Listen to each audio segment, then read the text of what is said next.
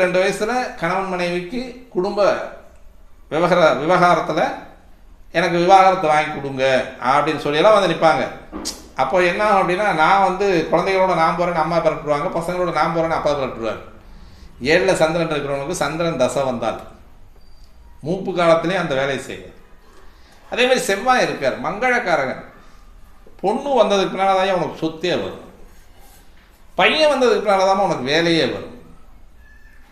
இதில் ஏழில் இருக்கக்கூடிய செவ்வாய் வந்து நிறைய ஒரு கணக்குகளுக்கு பின்னால் தான் 7ல் செவ்வாய் வந்து தோஷமாக இல்லையாங்கிறத பார்க்கணும். அது நிறைய புரோட்டோக்கால் இருக்குது. 7ல் செவ்வாய் இருக்குது உடனே தோஷம்னு சொல்லி நீங்கள் எத்தனை ஜாதகத்தை கழிக்கிறீங்களோ அத்தனை ஜாதகங்களும் வந்து உங்களுக்கு உறுதுணையான ஜாதகங்களாக இருக்கும், தங்கமான ஜாதகமாக இருக்கும். 7ல் செவ்வாய் இருக்குங்கிறது அந்த செவ்வாய் வந்து தங்கமான செவ்வாயாக இருப்பான், அள்ளி கொடுக்கக்கூடிய செவ்வாய் இருப்பான். அப்படியே சக்குன்னு ரிஜெக்ட் பண்ணிட்டு போயிட்டே இருப்பீங்க. பொதுவாகவே பிறக்கக்கூடிய காலத்தில் கடகத்திலேயோ சிம்மத்திலேயோ செவ்வாய் இருந்தால் தோஷமே வராது. குரு வீட்டில் செவ்வாய் இருந்தால் தோஷம் இல்லை. சனி வீட்டில் இருக்கக்கூடிய செவ்வாய் வந்து உச்சமாக இருக்கக்கூடிய செவ்வாய் தோஷம் வராது. மேச விருச்சிக வீட்டில் இருக்கக்கூடிய செவ்வாய் 7, 4, 12, 8 எதுவுமே தோஷத்தை கொடுக்காது. நீங்களா தோஷம்னு வச்சுக்கிறீங்க. ஒரு பொண்ணுக்கு 7ல் செவ்வாய் இருந்து அந்த 7ல் செவ்வாய் இருக்கக்கூடிய ஜாதகரவே கல்யாணம் பண்ணாமல் இருக்கக்கூடிய ஒரு அமைப்பில் அல்லது வேறு ஏதோ ஒரு இடத்துல 4லையோ 12லையோ இல்லை லக்கணத்திலையோ இல்லை வேறு ஏதோ ஒரு இடத்துல செவ்வாய் மறைஞ்சு கூட இருந்தாலும் கல்யாணம் பண்ணணும்னாலும் அவருடைய 2ஆம் பாவாதிபதி. இன்னொரு விஷயம் வந்து செவ்வாய் தசையே வரலைனாலும் பரவாயில்ல, அள்ளி கொடுக்கக்கூடிய செவ்வாய்.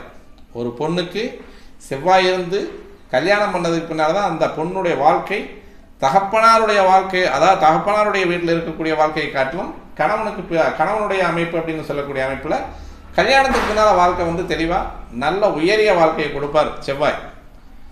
ஒரு மாப்பிள்ளைக்கு வந்து 7ல் செவ்வாய் இருந்து திருமணம் நடக்குது அப்படின்னா ஒரு பொண்ணு வந்ததுக்கு பின்னாலே இவன் சொத்து சேருதுன்னு அர்த்தம். நிறைய சொத்து வாங்கிட்டே இருப்பான். 7ல் செவ்வாய் இருக்கும், பொண்ணுக்கு 5ல் செவ்வாய் இருக்கும், ஆனால் வந்ததுக்கு பின்னால் சொத்து நிறைய சேர்ந்துக்கிட்டு இருக்கும். அப்போ இந்த 7ல் செவ்வாய் இருக்கக்கூடிய அமைப்பு அப்படின்னு சொல்லக்கூடியது மிக கடுமையான பாதிப்பை தருமான நிறைய புரோட்டோக்கால் இருக்குது. அதில் நிறைய விதிவிலக்குகள் இருக்குது. பிறக்கும்போதே குரு வீட்லேயோ செவ்வாய் வீட்லேயோ சந்திரன் வீட்லேயோ சூரியன் வீட்லேயோ செவ்வாய் இருந்தால் கண்டிப்பாக அது கெடுதலை தராது அப்படின்றது வந்து பொதுவான ஒரு அடிப்படை. இதில் ஒரே ஒரு விஷயம் வந்து கன்னி ராசியில் இருக்கக்கூடிய செவ்வாய்க்கு மட்டும் கொஞ்சம் கடுமையை தரும் அப்படின்னு சொல்லுவாங்க. கன்னி செவ்வாய் கடலும் வற்றும் அப்படின்னு சொல்லுவாங்க. அது வந்து மீன லக்னத்துக்கு 7ல் இருக்கக்கூடிய